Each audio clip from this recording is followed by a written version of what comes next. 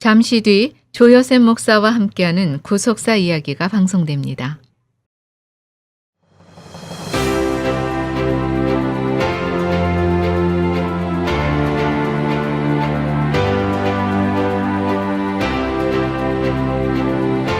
안녕하세요.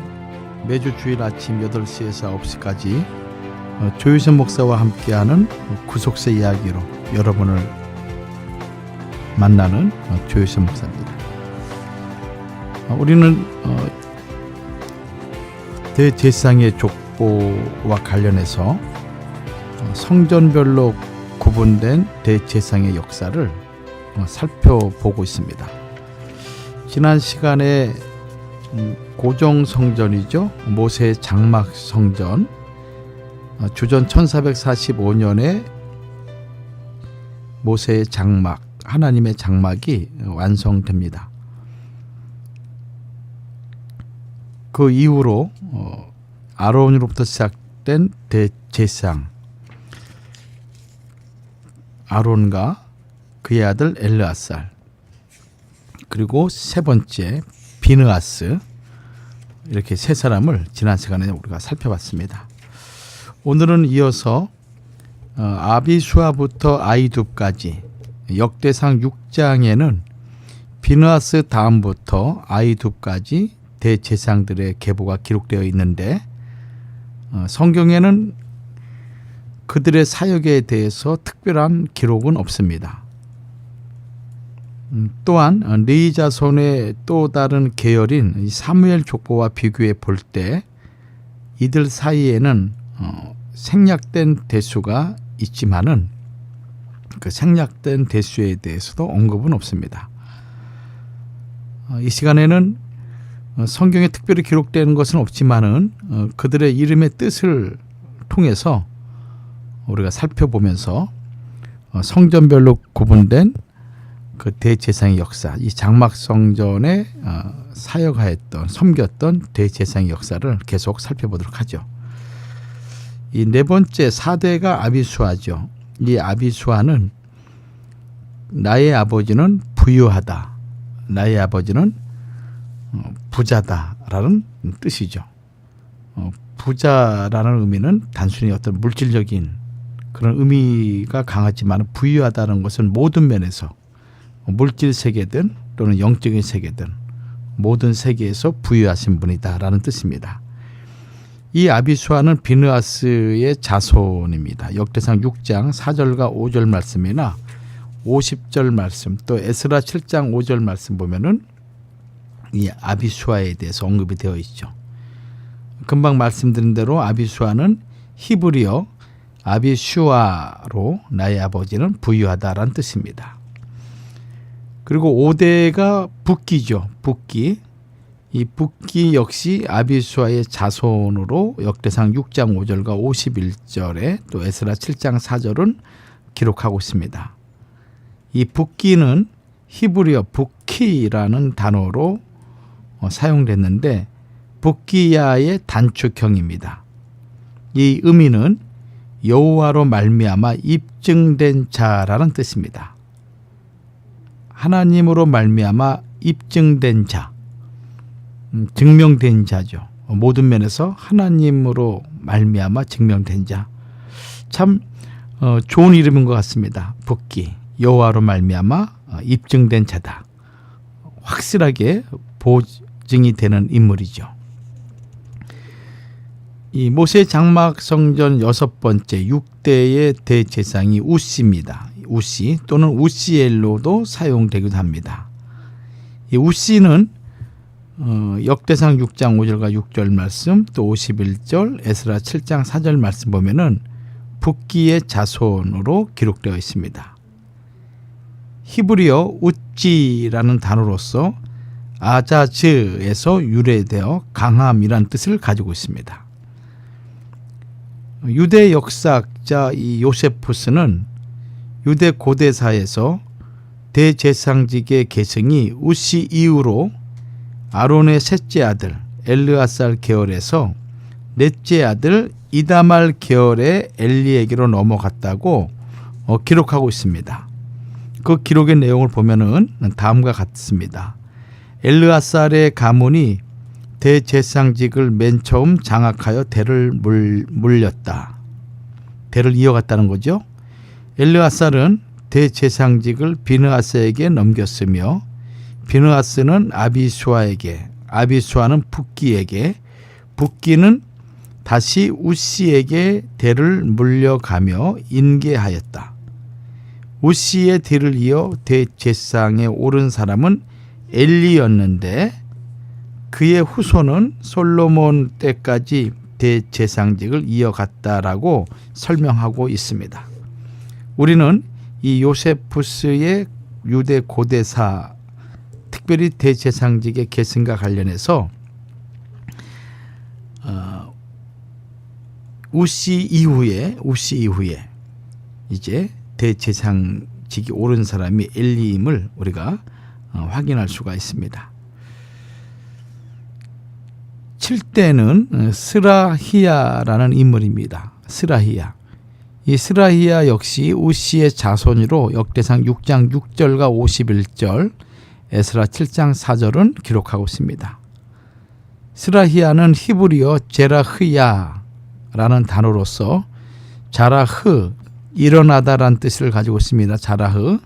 이 자라흐와 야흐, 이 야흐는 여호와의 단축형이기도 합니다. 이 자라흐와 야흐가 합성된 단어입니다. 그 뜻은 여호와께서 일어나셨다라는 뜻입니다. 8대는 무라요시란 인물입니다. 역대상 6장 6절과 7절 말씀, 52절, 에스라 7장 3절 말씀 보면은 무라요스는 스라히야의 자손으로 기록되어 있습니다.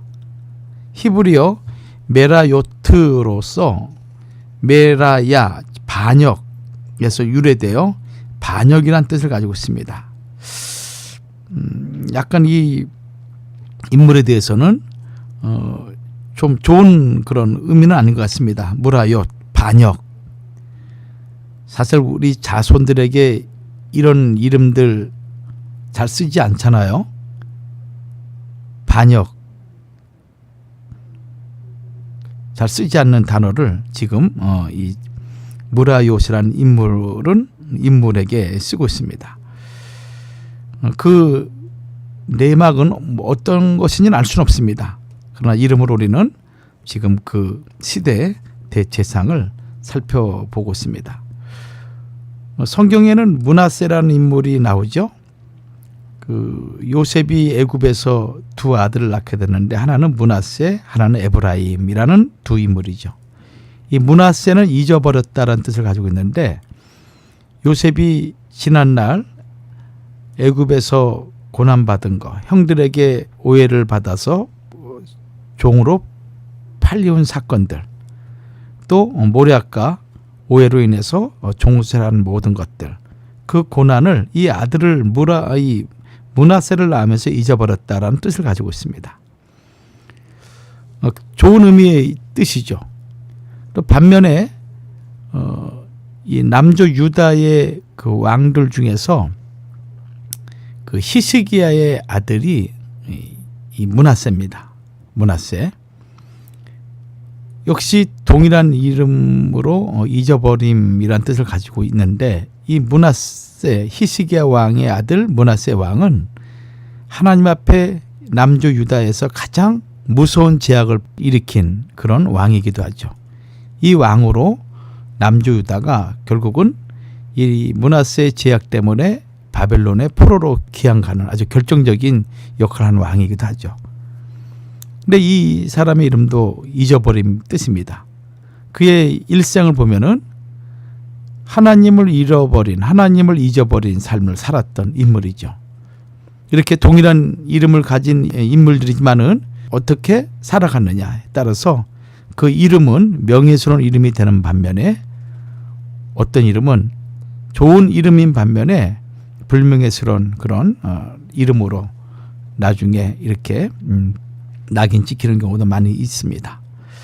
이 무라요시라는 이름 어떤 의미인지는 잘 모르겠습니다. 9대는 아마랴, 여호와께서 말씀하셨다라는 뜻을 가지고 있어요. 역시 역대상 6장 7절과 52절에는 자손으로 기록됐습니다. 아마랴는 무라요의 자손. 아마랴는 히브리어 아마르야로 아마르와 야 여호와란 뜻이죠. 합성된 단어로서 여호와께서 말씀하셨다라는 뜻입니다. 10대는 아이둡. 이 아이둡은 역대상 6장 7절과 8절 52절에 아말의 자손이면서 사무엘하 8장 17절에는 사독의 아버지로 기록되어 있습니다. 아이둡은 히브리어 아이투브로서 아흐, 형제란 뜻이죠. 아흐. 그리고 투브, 좋은 것, 선함이란 뜻. 그래서 이 아흐와 투브가 합성된 단어가 아이둡입니다. 그 의미는 나의 형제는 선하다는 뜻입니다. 자, 이렇게 우리는 모세 장막성전에 나와 있는 그 장막성전을 섬겼던 아론부터 이 아이둡까지 살펴봤습니다. 그 이후에 우리는 이제 그 모세 장막성전 이후로 솔로몬이 지었던 고정성전의 이 대제사장들 살펴보는데, 이 장막성전과 솔로몬의 고정성전, 모세의 장막성전과 솔로몬의 고정성전, 이 두 성전 사이를 이어지는 아주 중요한 인물이 있죠. 그러니까 가나안에 들어와서 이제 가나안을 정복하고, 그리고 왕정 시대가 되기 전에 사사 시대가 있었습니다. 이 사사 시대는 약 340년의 기간으로 아주 영적인 암흑기라 할 수 있습니다. 이스라엘 백성들이 여호수아를 중심으로 가나안을 정복하고, 이 가나안 정복 전쟁이 16년이죠. 이때가 주전 1390년입니다. 이후로부터 왕정 시대가 되기까지 그 기간에 이스라엘 백성들은 사사 시대를 들어가게 되죠. 이 사사 시대는 하나님이 이스라엘의 왕이심에도 불구하고 왕대심을 거절하고, 그리고 자기 소견대로 행했던 그런 시대, 그 시대가 이 사사 시대입니다. 그래서 왕정 시대가 되기 전까지 이 영적인 어두운 시기를 그 시대 등불로서 이스라엘 백성을 이끌어 나갔던 위대한 인물이 있었는데, 그 인물이 바로 이 사무엘 선지자입니다. 그래서 사무엘 선지자에 대해서 살펴보고 솔로몬 성전 시대를 살펴보도록 하겠습니다. 이 사무엘 선지자의 생애는 그의 출생부터 독특합니다.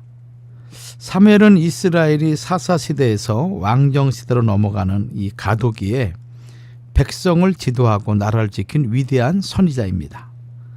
사무엘은 히브리어 세무엘이란 뜻으로 하나님께 구함이란 뜻이며, 아이를 낳지 못하던 그의 어머니 한나가 하나님께 간구해서 얻은 아들, 그 아들이 바로 사무엘 선지자인 것입니다. 사무엘은 제사장이면서 또 선지자, 사사로서 그 시대 뿐만 아니라 후대에까지 아주 크게 칭송을 받았던 인물이기도 합니다. 또한 기도의 사람이라고 시편 99편 6절에는 말씀하고 있고, 모세에게 필적할 만한 위대한 지도자라고 에레미야 15장 1절은 기록하고 있으며, 사도행전 3장 24절에는 예수 그리스도께서 오실 것을 예언한 선지자로 평가받고 있습니다. 그의 출생 배경을 볼 것 같으면은 이스라엘의 각종 제약이 만연하고 정치, 경제, 사회, 종교가 극도로 혼란하였던 사사 시대에 출생하였습니다. 사무엘의 아버지 엘가나는 레이지파 고핫 자손으로서 에브라임 산지 라마다임 소빔 출신이었으며, 어머니는 한나였습니다. 엘가나에게는 한나 외에 브닌나라는 아내가 있었는데 이 한나는 무자하였고 브닌나는 자식이 있었습니다. 사무엘상 1장 2절이죠. 브닌나가 자식이 없는 한나를 심히 격동시켜 번민케 함으로 한나는 마음이 괴로워서 여호와의 집에 올라가 통곡하며 하나님께 서원하고 기도하였습니다. 사무엘상 1장 11절에서 만군의 여호와여, 만일 주의 여종의 고통을 돌아보시고 나를 생각하시고 주의 여종을 잊지 아니하사 아들을 주시면 내가 그의 평생에 그를 여호와께 드리고 삭도를 그 머리에 대지 아니하겠나이다라고 기도하였습니다. 하나님께서는 그 기도를 들으시고 한나를 생각하사 한나에게 사무엘 손자를 주셨다고 사무엘상 1장 19절과 20절은 말씀하고 있습니다. 이 사무엘의 족보를 살펴보면은 그는 레위 지파 고앗 자손이며 고앗의 아들 중에 이스할 역대상 6장 22절의 후손이었습니다. 출애굽기 6장 18절이나 역대상 6장 22절에서 28절 또 34절과 38절을 보면은 우리가 좀 더 자세히 알 수가 있습니다. 성경에 사무엘이 레위 지파의 자손인 것이 확실히 기록되어 있는데 자유주의 신학자 중에 사무엘이 에브라임 지파라고 주장하는 사람이 있습니다. 올브라이트는 사무엘은 에브라임 지파 출신임에도 불구하고 나실인으로서 성막에 소속되었으며 사실상 자동적으로 레위적 전승에 의해 레위 지파에 속한 가계에 접붙임 받았다. 그것은 역대기 족보가 에브라임 사람 사무엘을 레위 족보에 연결시키려 한 비역사적 시도이다라고 설명하였습니다. 그러나 사무엘상 1장 1절에서 사무엘의 아버지 엘가나를 에브라임 사람이라고 표현하고 있는 것은 엘가나가 에브라임 자손이기 때문이 아니라 에브라임 산지에 거주했기 때문입니다. 레위인들은 다른 지파와 달리 전국에 흩어져 살면서 종교적 직무를 담당했는데 레위 지파였던 엘가나의 조상들도 이 지역에 들어와 살게 되었을 것입니다. 역대상 6장은 2절부터 28절까지 사무엘의 족보를 기술한 다음에 다시 34절부터 38절까지 반복해서 기술함으로써 두 가지 이름으로 불리운 자들이 누구인지를 알려주고 한 걸음 나아가 사무엘 계보의 중요성을 암시하고 있습니다. 그 이유는 사무엘은 사울과 다윗에게 기름을 부어 왕으로 세운 특별한 인물이기 때문에 그러한 것입니다. 사무엘 족보에 나타난 특징을 살펴보면은 몇 가지 특징이 있습니다. 첫째, 역대상 6장 34절과 38절의 족보와 역대상 6장 22절과 28절의 족보를 볼 때 동인 이명이 여러 번 등장합니다. 같은 인물인데 이름이 다르게 기록한 동인 이명 여러 번 등장한다는 거예요. 6장 38절에 이스할이라는 사람이 암미나답, 22절에는 암미나답으로 또 역대상 6장 37절에 스바냐는 역대상 6장 24절에 우리엘로 또 아사라는 우시야로 수분, 소베로 기록되어 있습니다. 특별히 도와 35절의 도와는 26절의 나핫과 또 사무엘상 1장 1절의 도후로 기록되어 있으며 34절의 엘리엘은 27절의 엘리압과 사무엘상 1장 1절의 엘리후로 기록되어 있습니다. 약간 복잡하실 거예요. 그러나 참고로 여러분들 알고 계시면 되겠습니다. 또 남유다 제10대 왕 우시야가 역대하 26장 1절과 4절이죠. 이 우시야가 열왕기하 14장 21절과 15장 1절 또 역대상 3장 12절에는 아사랴라는 다른 이름을 가지고 있었음을 볼 때 사무엘의 조상 가운데 등장하는 우시야와 아사랴 역시 동일 인물로 추정됩니다. 우시야와 아사랴가 동일 이명이라면 족보의 순서를 볼 때 다른 인물들도 동일 이명으로 보는 것이 합당할 것입니다.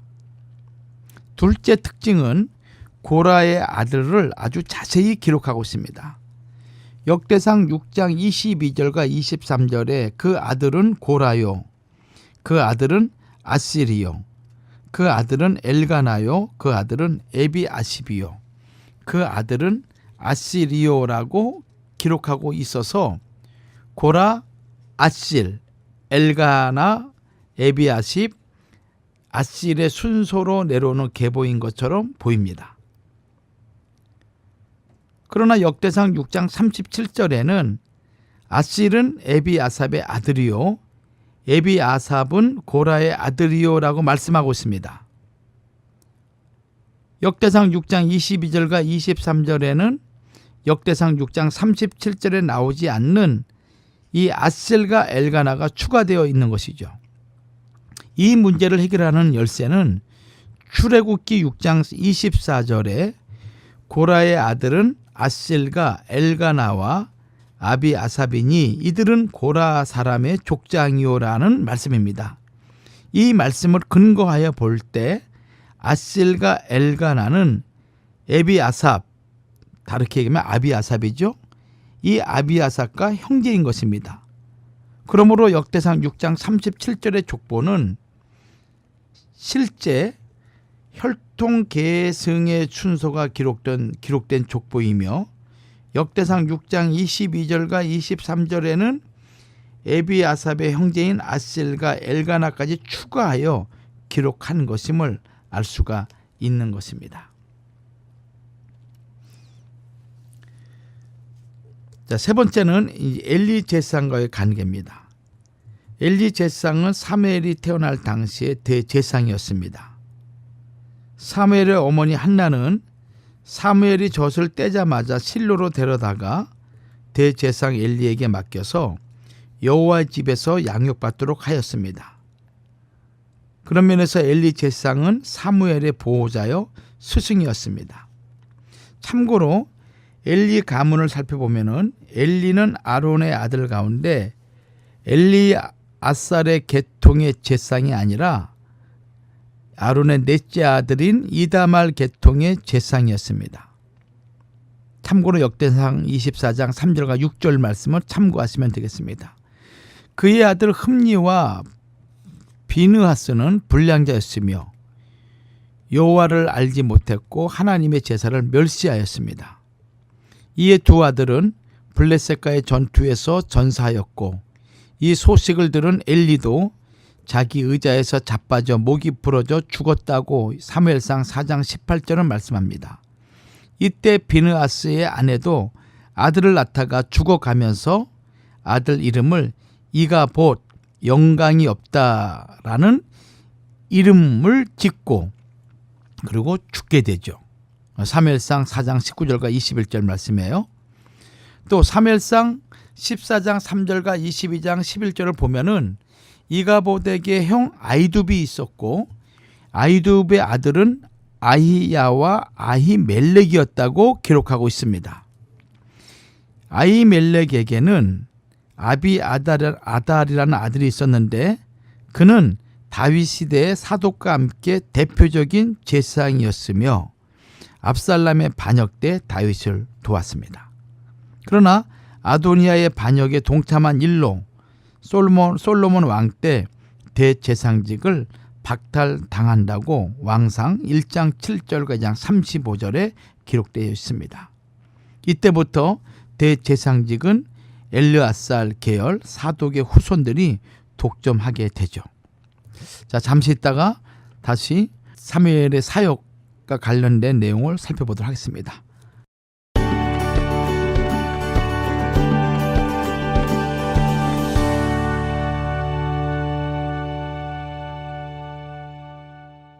지금 여러분께서는 조요셉 목사와 함께하는 구속사 이야기를 듣고 계십니다. 조요셉 목사와 함께하는 구속사 이야기는 매주 일요일 오전 8시 1시간 동안 방송됩니다. 제중한의원이 아로마센터 1층으로 새롭게 단장하며 확장 이전을 하였습니다. 한국에서의 명성 그대로 한약 잘 짓는 현대판 대장금이 진료하는 제중한의원. 각종 통증, 중풍, 비만, 무인과 질환에 특효가 있습니다. LA 유일 금친한의원 제중한의원. 일반 건강보험, 오바마 보험, 교통, 상해보험, 메디케어, HMO도 취급합니다. 윌셔와 세라노 213-263-2803, 213-263-2803 제중한의원. 온 가족이 갈 수 있는 편리하고 편안한 병원 베델 패밀리 메디컬 그룹은 예방접종, 체크업, 의사 방문까지 여러분의 필요에 정성을 다합니다. 메디케어, PPO, HMO 등 많은 보험을 취급하며 한국말, 영어, 간단한 스페니쉬 가능합니다. 베델 패밀리 메디컬 그룹 720 노스하버 블러바드 스윗 B 플러튼에 있습니다. 714-526-2364 714-782-7700. 기본에 충실한 신선한 재료만 준비합니다. 윌셔 나고야 스시 멜로즈로 이전 오픈. 최상의 퀄리티와 환상적인 맛을 자랑하는 사시미와 스시, 푸짐하고 가격은 착한 런치 메뉴, 넓고 편리한 단독 파킹장, 데이트, 가족 모임, 단체 모임 모두 환영합니다. 깔끔한 분위기와 친절한 서비스로 모임이 더 즐거워지는 나고야 스시. 한인타운에서 10분 거리 멜로즈와 바인 323-848-4678. 페차항가 리조트앤카지노가 국민디바 이선희의 단독 콘서트를 8월 11일 최신식 공연장인 페차항가 서밋에서 개최합니다. 제이에게 나 항상 그대를, 추억의 책장을 넘기며 아 옛날이여, 알고 싶어요 등 대한민국 최고의 애창곡들을 전설의 목소리로 직접 감상하세요. 말이 필요 없는 가왕의 무대를 놓치지 않으시려면 지금 바로 티켓을 구매하세요. 페차항가 리조트앤카지노에 오셔서 차원이 다른 엔터테인먼트를 경험해보세요. 자세한 내용은 888-810-8871번으로 지금 전화주세요. 페차항가 리조트앤카지노에서 차원이 다른 플레이를 즐기세요. 150개가 넘는 테이블 게임과 4,000개의 슬롯 머신을 보유한 캘리포니아 최대의 카지노장에서 무한한 가능성이 주는 스릴을 느껴보세요. 다양한 고급 레스토랑에서 식사도 하고 최고의 라이브 음악과 엔터테인먼트도 즐기세요. 럭셔리 스파에서 나만을 위한 시간도 보내고 수상 경력에 빛나는 골프 코스 전이에서 골프도 즐기세요. 페차항가 리조트앤카지노에서 차원이 다른 플레이를 직접 경험해보세요. 맥케이브는 세즌푸드의 유기농 브랜드입니다. 세즌푸드는 캘리포니아의 유기농 곡물 전문 로컬 회사입니다. 세즌푸드는 엘센트로에 있는 유기농 맥케이브 농장에서 건강한 유기농 채소들을 재배해 태양 건조한 건체류를 직접 생산하고 있습니다. 건강한 맥케이브 유기농 곡물을 착한 가격으로 즐기세요. 가까운 로컬 마켓에서 구매하실 수 있습니다. 사랑하는 나의 아가, 네가 태어난 이후 참 많은 것들이 변했단다. 아빠는 오늘도 널 위해 더 열심히 일하고, 엄마는 네가 행복할 수 있는 일이라면 무엇이든 할 수 있는 용감한 사람이 됐어. 그리고 우리 가족의 건강을 최고로 생각하게 됐단다. 환하게 웃는 오늘처럼 늘 건강하고 밝게 자라주기를 바래. 깨끗한 물과 순수한 얼음, 엄마의 마음을 닮은 청호 나이스의 노력은 오늘도 계속됩니다. 가족을 위한 선택, 청호 나이스. 천년 동안 전해 내려오는 수천 년을 이어갈 우리 민족의 자랑스러운 유산 문배술. 문배술의 생명인 문배향이 가득한 묵넘김. 일체의 첨가물이 없는 깨끗함의 절정. 진하게 가슴에 남는 향. 중요 무형문화재 86가구로 지정된 문배술은 우리나라 고유의 문화유산입니다. 한국 대형마켓, 호텔, 유명 식당에서 인기 있는 한국인의 대표 명주 문배술. 이제 미국에도 있습니다. 문배술. 여러분께서는 지금 조요셉 목사와 함께하는 구속사 이야기를 듣고 계십니다.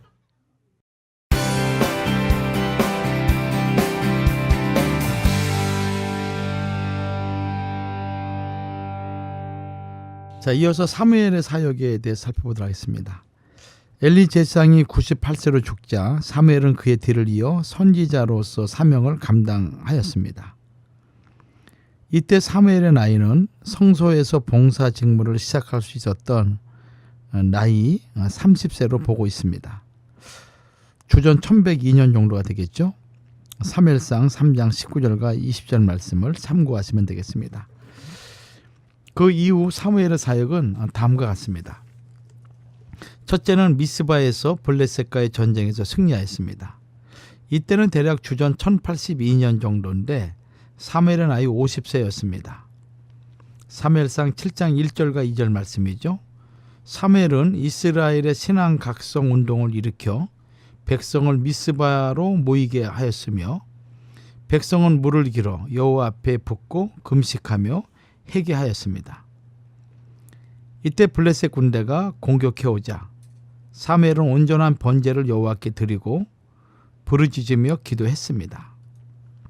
이 간절한 기도를 들으신 하나님께서는 큰 우레를 발하여 블레셋 군대를 어지럽게 하심으로써 이스라엘이 승리하게 하셨다고 사무엘상 7장 10절은 기록합니다.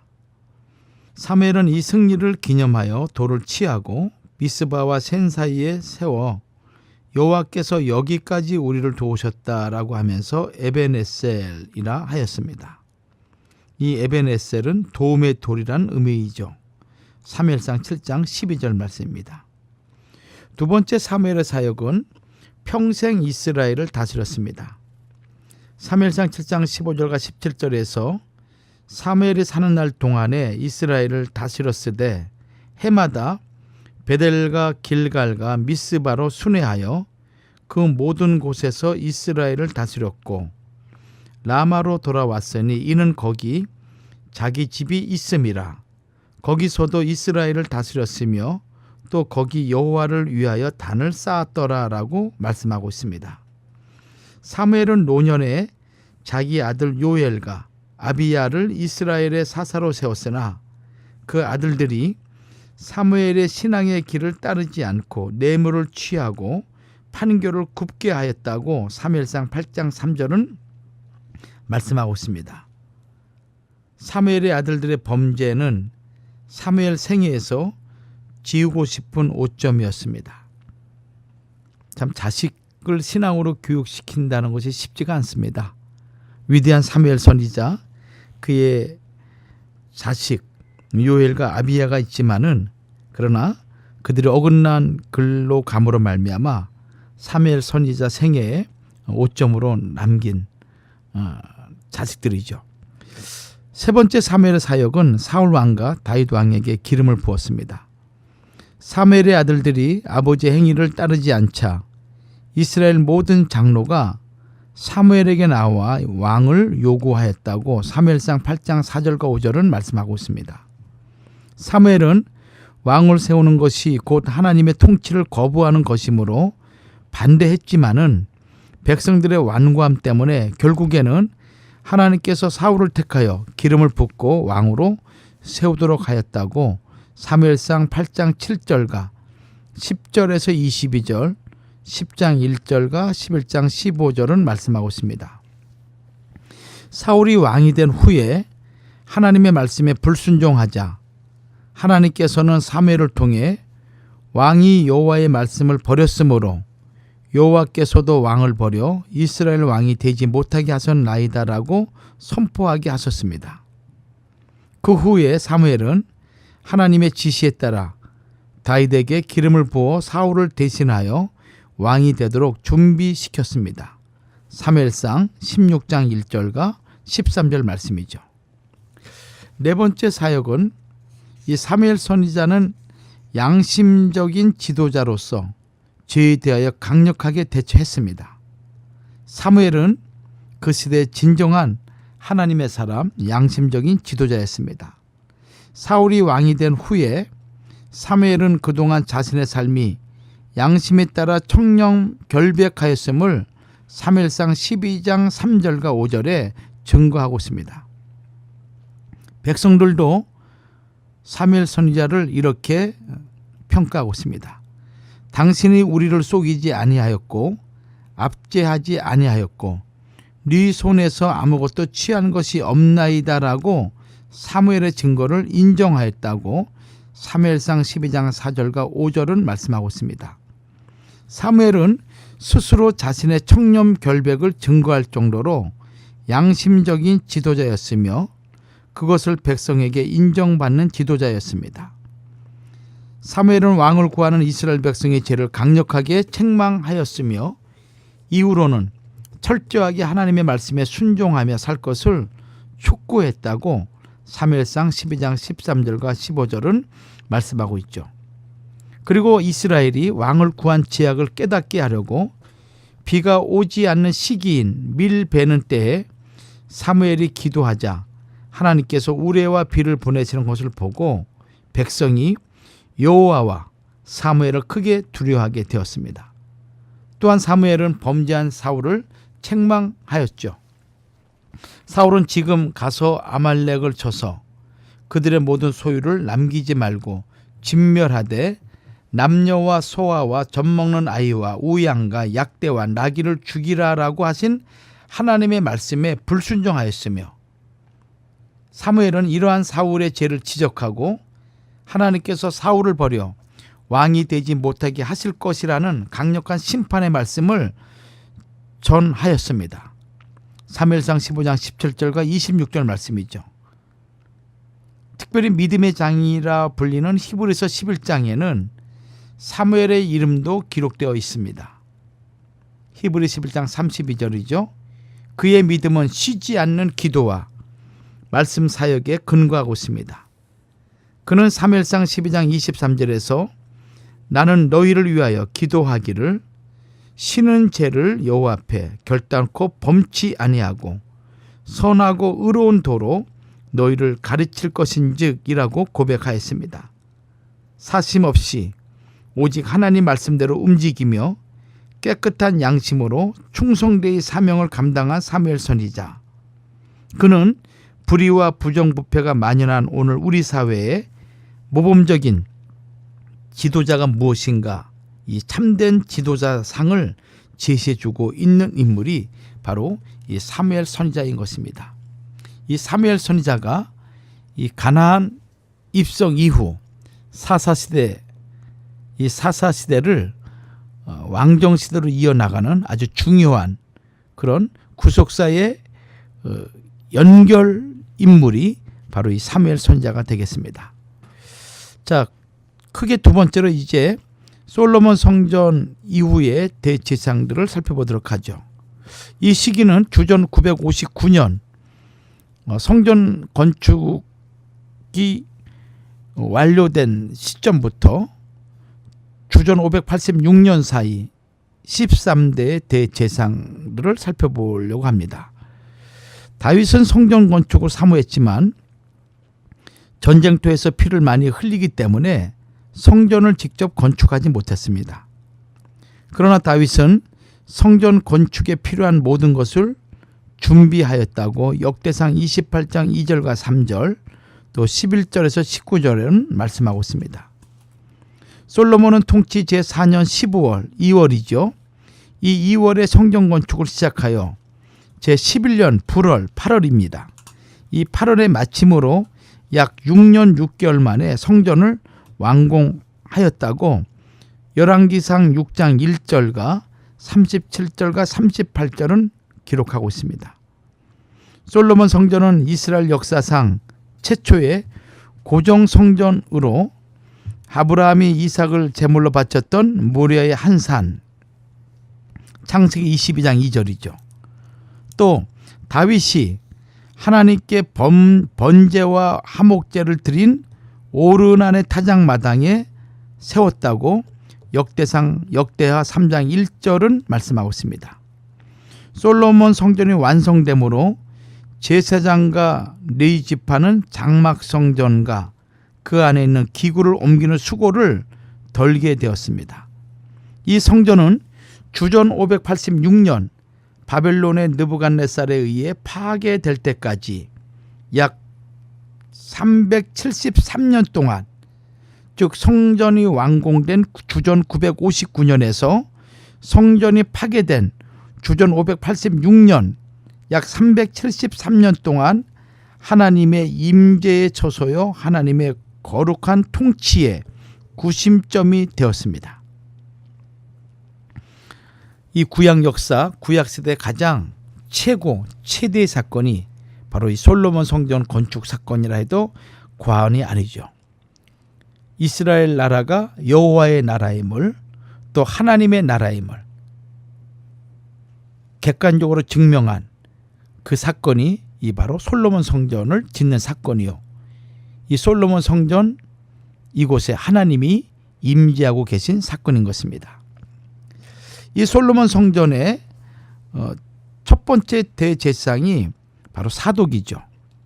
그러니까 아론으로부터 시작된 대제사장의 그 대수로는 11대가 됩니다.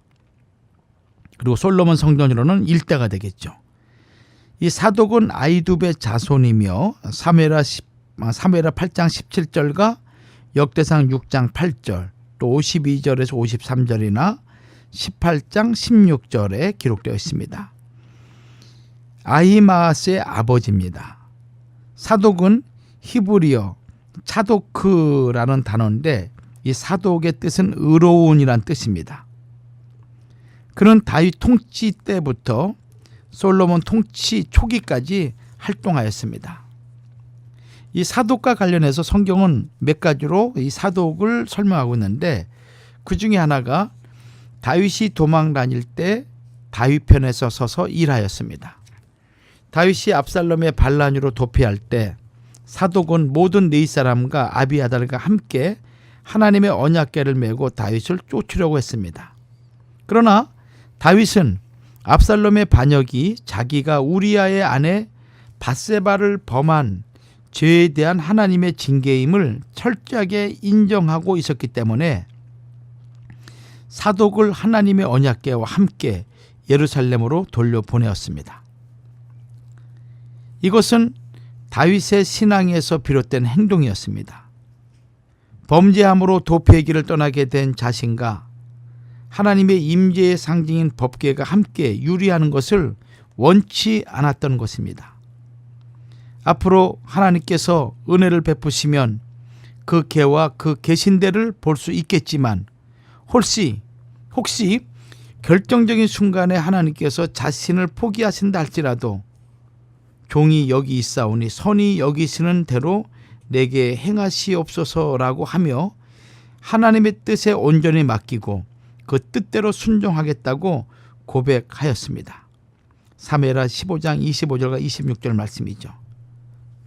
그러나 다윗은 최악의 상황에서도 자포자기하지 않고 자기가 할 수 있는 최선을 다했는데 사독에게 예루살렘의 정황을 자신에게 알려달라고 부탁을 하였습니다. 이에 사독과 아비아달은 다윗의 지시를 쫓아 언약궤를 예루살렘으로 도로 메어다 놓고 거기 거하였으며 다윗의 친구 후세의 모략을 통해 압살롬 편에 선 아히도벨의 모략을 파하는데 결정적인 역할을 하였다고 사무엘하 17장 15절과 23절은 말씀하고 있습니다. 참 위기를 만날 때 함께 한다는 건 쉽지가 않습니다. 그리고 모든 것을 빼앗기고 아무것도 없는 상태, 모든 것이 다 끝났다고 인간의 생각으로 생각하는 그 순간 사람들이 따른다는 건 쉽지 않죠. 그럼에도 불구하고 이 사독은 다윗이 높은 위치에 있든 아니면 처참하게 무너져서 모든 것을 잃어버린 상황이라도 끝까지 함께한 인물, 그 인물이 바로 이 사독이었습니다. 둘째는 다윗이 황궁할 때 적극적으로 다윗을 도왔습니다. 압살롬이 죽자 이스라엘 각 지파들은 다윗을 예루살렘으로 황궁시키려 하였습니다. 사무엘하 19장 9절과 10절 말씀이죠. 이 소식을 들은 다윗은 사독과 아비아달을 보내 유다 지파가 황궁에 앞장서 줄 것을 당부하였습니다. 사무엘하 19장 11절과 12절 말씀이에요. 그 결과 유다 사람들의 마음이 일제히 움직였고 다윗은 무사히 돌아올 수가 있었습니다. 사독이 유다 지파의 마음을 움직이는데 큰 역할을 했던 것입니다. 셋째는 솔로몬을 왕으로 세웠습니다. 다윗의 아들 아도니아가 솔로몬 대신 왕위를 차지하려고 하였을 때 제사장 아비아달은 이 아도니아의 편에 섰고 사독은 끝까지 다윗과 솔로몬 편에 섰습니다. 사독은 나단 선지자와 함께 다윗의 명령대로 솔로몬에게 기름을 부어 그를 왕으로 세웠습니다. 열왕기상 1장 39절에서 제사장 사독이 성막 가운데서 기름불을 가져다가 솔로몬에게 기름을 부으니 이에 양각을 불고 모든 백성이 솔로몬 왕 만세를 부르니라 라고 말씀하고 있습니다. 사독은 솔로몬을, 다윗의 아들 솔로몬을 왕으로 세울 때 기름을 부은 위대한 대제사장이죠. 넷째는 대대로 대제사장 가문을 이루었습니다. 이제까지는 엘르아살과 이다말 계열 두 계열에서 대제사장직을 함께 담당하였습니다. 솔로몬이 성전을 건축하기 전까지 성막은 기브온에, 언약궤는 다윗성에 있었고 두 처소에서 모두 하나님께 제사가 드려졌으므로 두 처소에 각각 제사장들이 있었습니다. 솔로몬이 왕이 되었을 때 엘르아살 계열의 대제사장은 사독이었고 이다말 계열의 대제사장은 아비아달이었습니다. 그러나 아비아달이 반역자 아도니아의 편에 섰기 때문에 그는 대제사장직에서 파면을 당하고 말았습니다. 열왕기상 2장 26절과 27절에서 왕이 제사장 아비아달에게 이르되 내 고향 아나돗으로 가라. 너는 마땅히 죽을 자로되 내가 내 부친 다윗 앞에서 주 여호와의 궤를 메었고 또 내 부친이 모든 환난을 받을 때에 너도 환난을 받았은즉 내가 오늘날 너를 죽이지 아니하노라 하고 아비아달을 쫓아내어 여호와의 제사장 직분을 파면하니 여호와께서 실로에서 엘리의 집에 대하여 하신 말씀을 응하게 함이더라 라고 말씀하고 있습니다. 그렇다면 엘리의 집에 대하여 하신 말씀이 응하게 되었다는 것은 무슨 뜻일까요? 대단히 중요한 구속사적인 의미가 있습니다. 하나님께서는 엘리 제사장과 그의 아들들의 죄로 인하여 그의 가문이 제사장직을 영원히 상실하게 될 것을 예언하였습니다. 이 엘리 제사장과 그 아들들의 죄는 이 사사세 때 수많은 죄악상이 있었지만은 가장 하나님을 힘들게 했던 죄악상이었습니다. 사무엘상 2장 30절에서 그러므로 이스라엘 하나님 나 여호와가 말하노라. 내가 전에 내 집과 내 조상의 집이 내 앞에 영영히 행하리라 하였으나 이제 나 여호와가 말하노니 결단코 그렇게 아니하리라 라고 말씀하셨습니다. 이 예언대로 이다말 계열인 엘리와 두 아들 흠니와 비느하스는 한날에 죽음을 당했고 마지막 대제사장이었던 아비아달 이후로는 대제사장직 계승이 실질적으로 끊어지고 말았습니다. 이때부터 엘르아살 계열 사독의 자손들이 이제 독점적으로 대제사장직을 수행하게 되었습니다. 후에 바벨론 포로 시대의 에스겔 선지자는 그가 환상 중에 본 새 성전에서 사독 계열이 제사장직을 수행할 것이라고 에스겔 40장 46절과 43장 19절에는 예언하고 있습니다. 에스겔 44장 15절에서 이스라엘 족속이 그릇하여 나를 떠날 때에 사독의 자손 네 사람 제사장들은 내 성소의 직분을 지켰은즉 그들은 내게 가까이 나와 수종을 들되 내 앞에 서서 기름과 피를 내게 드릴지니라 나 주 여호와의 말이니라 라고 말씀하고 있습니다. 사독은 충실하게 다윗과 솔로몬을 보필하면서 자신의 사명을 잘 감당하였습니다. 하나님께서는 엘리 가문은 제사장의 계보에서 끊어지게 할 것이며 내가 나를 위하여 충실한 제사장을 일으키리니 라고 사무엘상 2장 35절에 말씀하셨습니다. 여기 충실한 제사장은 1차적으로 사무엘을 가리킬 뿐만 아니라 더 나아가 역사적으로는 사독을 가리키고 있는 것입니다. 여기 충실한 히브리어 아만이죠. 아만, 믿다, 확신하게 하다, 신뢰하다라는 뜻을 가진 단어가 아만입니다. 충실한이란 뜻이죠. 사독은 하나님께서 믿을 만한 사람으로 자신에게 주어진 사명을 확실하게 감당하였던 것입니다. 에스겔 48장 11절에서는 사독 자손이 받을 분깃에 대하여 이 땅으로 사독의 자손 중 거룩히 구별한 제사장에게 돌릴지어다. 그들은 직분을 지키고 이스라엘 자손이 그릇할 때에 네 사람의 그릇하는 것처럼 그릇하지 아니하였느니라라고 말씀하고 있습니다. 그렇다면 사독이 이렇게 충실하게 사명을 감당할 수 있었던 이유는 무엇일까요? 그것은 사독이 선견자였기 때문입니다. 미리 보는 그런 선지자죠. 사무엘하 15장 27절에서 왕이 또 제사장 사독에게 이르되 내가 선견자가 아니냐라고 말씀하고 있습니다. 선견자는 히브리어로 보는 자라는 뜻의 로에라는 단어를 사용하고 있는데 이 의미는 하나님의 뜻을 미리 알고 그것을 전하는 자를 가리킵니다.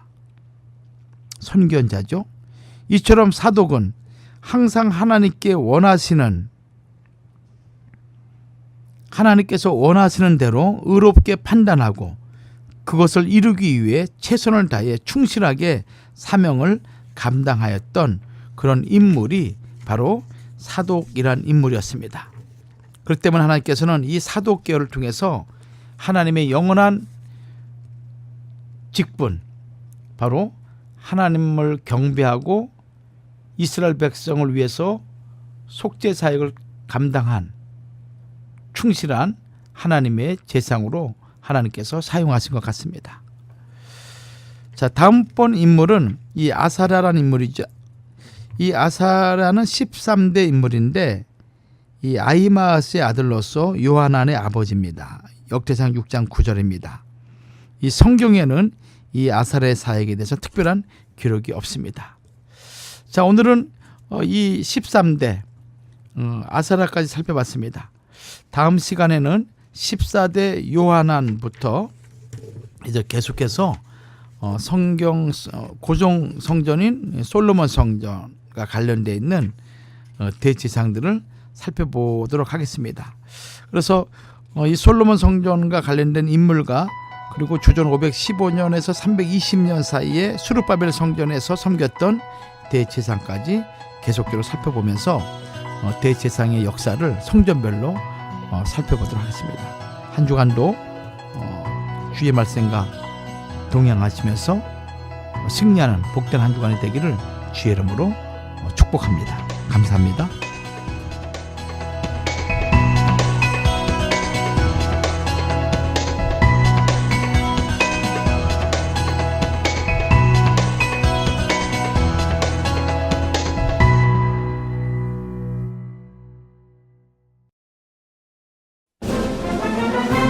안녕하세요. 정재윤입니다. 제가 여러분께 중요한 정보를 알려드리려고요. 메디케어를 가지신 분들은 서울 메디컬 그룹과 계약된 보험회사에 가입하시면 최고의 혜택을 받으실 수 있습니다. 스캔, 블루크로스, 헬스넷, 유나이티드 헬스케어, 센트럴 헬스, 케어 퍼스트, 블루실드, 이지초이스, 휴마나 보험 중 하나를 선택하시고 서울 메디컬 그룹과 주치의에게 진료를 받으십시오. 위내시경, 대장내시경, 초음파, CT 등 종합검진을 해드리며 이번 시에는 한국인을 위한 최고의 병원 한식이 제공되는 할리우드 장로병원에서 품격 높은 치료를 받으실 수 있습니다. 감사합니다. 한인 최고의 메디컬 그룹 서울 메디컬 그룹 213-480-7770 213-480-7770 한국인을 위한 최고의 병원 한식이 제공되는 할리우드 장로병원에서 품격 높고 편안한 치료를 받으십시오. 지금까지 할리우드 장로병원 협찬으로 전해드렸습니다. 감사합니다. 미국에서 비즈니스를 하고 계신가요? 상법 관련 모든 것을 해결해 드립니다. 사업체 설립과 운영을 하면서 생기는 크고 작은 문제들과 놓치기 쉬운 지식재산권까지 그동안 몰라서 간과했던 문제들을 레거시 프로로우의 전문가와 직접 상담하세요. 가족처럼 도와드리는 레거시 프로 로우가 여러분의 성공적인 비즈니스 서포터가 되어드립니다. 레거시 프로 로우 213-382-8051 213-382-8051 라스베가스 특선 맛집 제1탄. 라스베가스에 가면 꼭 한번 들러야 하는 곳, 삿포로 리볼빙 스시. 환상적인 맛과 고급스럽고 즐거운 분위기의 최첨단 시설의 레스토랑 삿포로 리볼빙 스시로 베가스 여행의 즐거움을 하나 더. 라스베가스 삿포로 리볼빙 스시 702-915-7500. 아주 특별한, 아주 즐거운, 아주 기분이 좋은, 아주 편안한, 아주 행복한, 아주 추억의 남을. 같은 코스 같은 일정이라도 추억은 차이가 납니다. 고객 만족도 1등 아주 투어. 내 인생 최고의 순간 1등 여행. 아주 좋은 아주 투어. 아주 좋은 213-388-4000 캐더링도 선택이 중요합니다. 맛으로 캐더링의 차별화를 선언한 낙원 캐더링. 10인 이상 크고 작은 모임과 결혼 피로연, 각종 파티, 정성을 다한 경제적이고 품위 있는 메뉴로 모든 행사에 만족을 드립니다. 음식 맛있기로 유명한 낙원 캐더링. 신선한 맛에 놀라는 직접 담근 김치도 판매 시작. 323-466-3737 323-466-3737. 로스앤젤레스 오렌지 카운티 30명 이상 주문 시 딜리버리 프리. 호텔급 요리에 25년이 넘는 경력과 역사, 새롭게 단장한 넓은 홀과 프라이빗 룸이 준비되어 있는 신북경으로 여러분을 초대합니다. 살아있는 게와 랍스터 요리, 그리고 담백하고 깔끔한 한국식 중화 요리를 맛보실 수 있는 유일한 장소입니다. 품격 높은 여러분에게 걸맞는 분위기와 요리는 신북경에서 찾아보실 수 있습니다. 고급스러운 곳에서 수준 높은 최고의 요리를 선보이는 신북경은 LA 한인타운, 올림픽과 킹슬리에 있습니다. 예약 문의 213-381-3003. 8년 연속 문화관광부 장관상 수상의 제주 롯데호텔에서 누리는 감동의 고국 방문도, 한국 내 정확도 1위의 건강검진도, 라스베가스 펠라지오와 아리아 호텔의 미서부 여행은 물론 전 미국 시장을 평정한 캐나다 로키, 옐로스톤 관광명소까지, 하얏트 호텔의 하와이, 로마 셰라톤 호텔의 유럽, 칸쿤, 미서부 및 동부, 남미, 호주, 중국, 일본 여행도, 환상의 크루즈도 언제나 3호입니다. 전 미주 12년 연속 대한항공 최우수 1등 대리점, 전 세계 티켓도 3호가 가장 저렴합니다. 관광도 1등, 티켓도 1등, LA 3호 관광. 1998년 한인사회 최초 파머스 보험 지정업체, 모든 보험회사를 취급하는 럭키 바디샵. 작업의 결과에 대한 완벽한 신뢰는 럭키 바디샵의 자랑입니다. 벤츠, BMW, 아우디 전문, 성실, 정직, 신용의 완벽한 수리로 당신의 차를 새 차처럼 만들어드립니다. 럭키 바디샵의 작업의 결과는 라이프타임 워런티합니다. 럭키 바디샵 213-365-6000.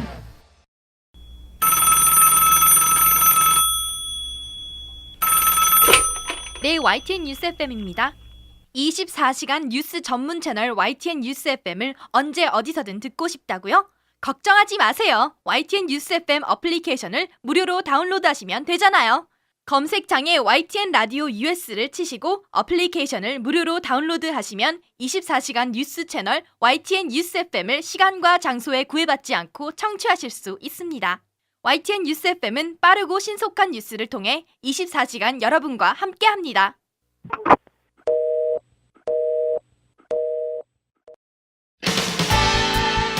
미국 로스앤젤레스에서 한국까지 약 9,577km. 그 먼 거리가 YTN 뉴스 FM에서는 너무나도 가까운 거리입니다. YTN 뉴스 FM을 듣고 계신 청취자 여러분은 지금 로스앤젤레스와 한국에서 동시에 살고 계십니다.